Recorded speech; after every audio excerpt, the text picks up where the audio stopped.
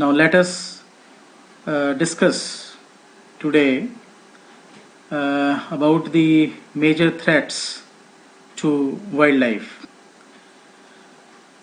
As you know, the wildlife of any country plays a very social and economic significance in not only in the national development but also at the global level. If we would like to discuss the major threats, the first of all, we would like to elaborate that how the natural habitat of our various wildlife individuals are getting damaged due to one reason or the other. It can be by deforestation, overgrazing, expanding agriculture, highway construction, dam building, forest fires. Although for the development of the country we required the urbanization and industrialization, but they should not be at the expense of the loss of our wildlife habitat, because if we see the present scenario during COVID-19, the various wildlife species, they are entering into the human habitat because they are finding more calm and peace in the human settlement. So we have to be careful that how we can preserve the natural habitat of our wildlife. There are 7F that the commercial we are doing for sport and hunting, like food, fats, fur, feathers, fun, financial gain, and fear. These 7F, they are also acting as a major threat of killing and destroying our wildlife animals. The another factor which is also quite important, that introduction of foreign species. Even in the year 1964, we have wheat from USA, and we have imported that wheat under the scheme of 64 USPL 64, and the present invasive plant species in that was Parthenium, and now Parthenium took over as a major source of destruction to our present, our own plant species in different parts of the country. So invasive species also have, very importantly, that they are with a very high reproductive rate. They lack predator in their new environment, and the newcomer competes with the native species, resulting in its extinction. The control of pests and predators is also very important. Natural predators remove the aged, sick, and injured members of the prey population. In contrast, human beings generally remove the strongest specimens. Predator or pests are also important biotic components of the ecosystem, and also so great care should be taken while dealing with these components. Animals are gathered throughout the world for zoological parks, as a private collectors, for research in the biology and medicine. Among the legally exported animals, there are many endangered, threatened, and rare species. Although they are database was maintained in the Red Data book, but we have to be careful about all these terms for the preservation of biodiversity. Research animals often do not breed in captivity. They also have high mortality, resulting in continual loss of wildlife. Monkeys and chimpanzees are sacrificed for research because their anatomical, genetic, and physiological similarity to human beings. Pollution, which is one of the important, and earlier you have also studied the impact of air pollution, water pollution, noise pollution, not only on the human health but also on the biodiversity system.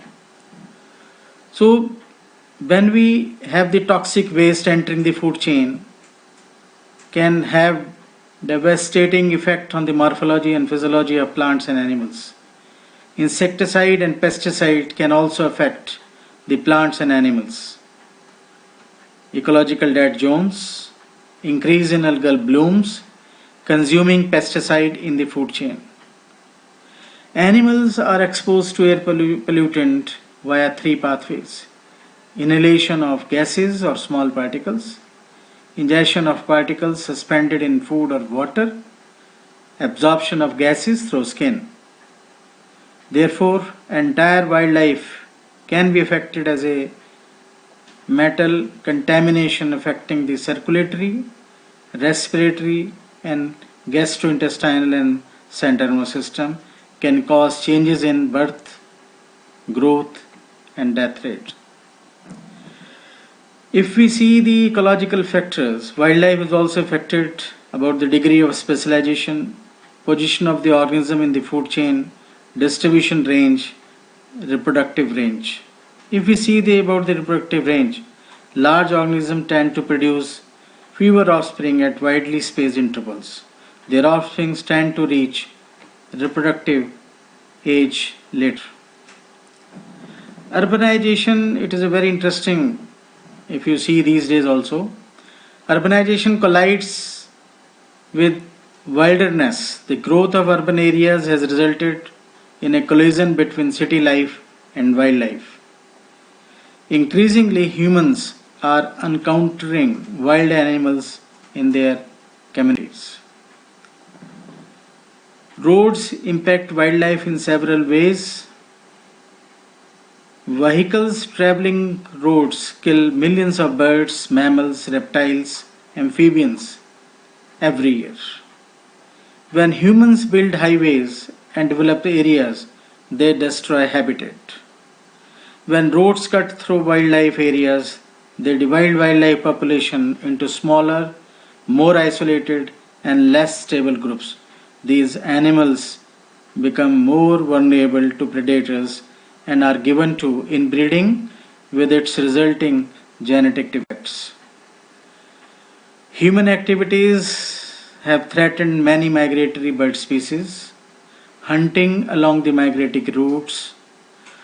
The population of Siberian cranes that wintered in India declined due to hunting along the route, particularly in Afghanistan and Central Asia.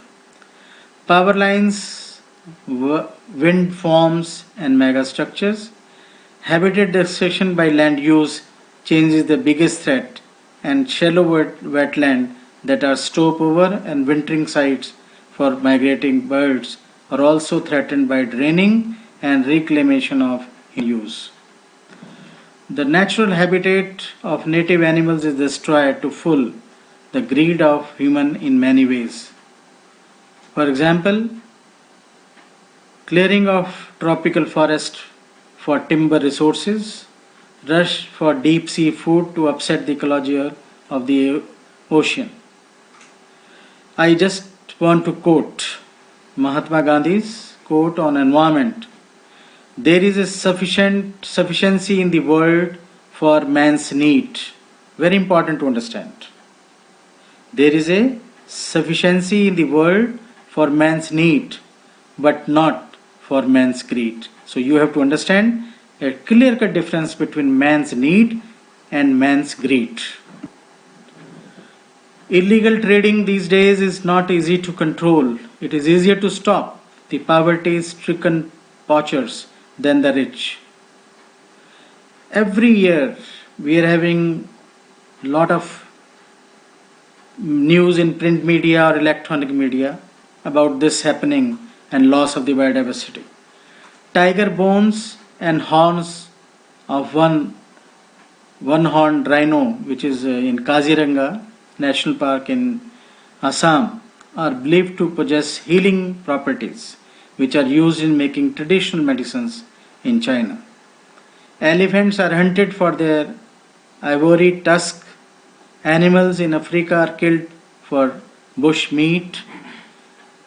Several animals are captured to be kept as pet. Climate change, which is a latest current topic on various manifestations. If we understand about the global warming, it is not only depletion the ozone layer but also threatened the existence of living organisms, including our biodiversity. Disruption of river flow. Scientists attribute the decline of salmon. You have studied during migration of fishes about the salmon on the west coast to spoiled habitat and disruption of river flow. Erosion of the coastal line. In Florida, erosion of the coastline has left no place for sea turtle to dig their nest and they are dying off. The relocated species become susceptible to demographic problems and environmental changes. Genetic disorders create problems in adaptive features to the environment. Although biomedical research is required for the human health care, animal testing has created a demand for them, which are brought by the biomedical research companies for executing their further research on drugs. Wild animals can be sources of new human disease and they can damage or consume human crops. The recent threat, global threat due to COVID-19 can be quoted as one of the recent disease which emerges out from the animals. So that can also leads to destruction of the biodiversity. Natural factors, they are also important, playing a role, like floods, earthquakes, volcanoes, lightning, forest fire, which can be man-made, which can be natural. All these, they are the natural phenomena which are responsible for biodiversity loss. It is also important that there is a need immediately, that we have no hesitation in saying that there is not a proper education, especially pertaining to wildlife, its significance and conservation. So wildlife extinction has large impact on our world that most people are not aware of. Mahatma Gandhi's quote on ecology: the earth, the air, the land and the water are not an inheritance from our forefathers. Try to understand this line again. Are not an inheritance from our forefathers, but on loan from our children. But on loan from our children. So we have to hand over to them at least as it was handed over to us. So it is another example we can say by this quote that how this sustainable development can be achieved to any system. Nature has blessed all to thrive and prosperous, but man, being the intelligent of them all, took undue advantage to raise ahead and thrust his supremacy over others. Rapid expansion of human population combined with the need for growth has created a situation even beyond the control of human beings. So wild animals are key members of ecosystem on which human rely for vital services.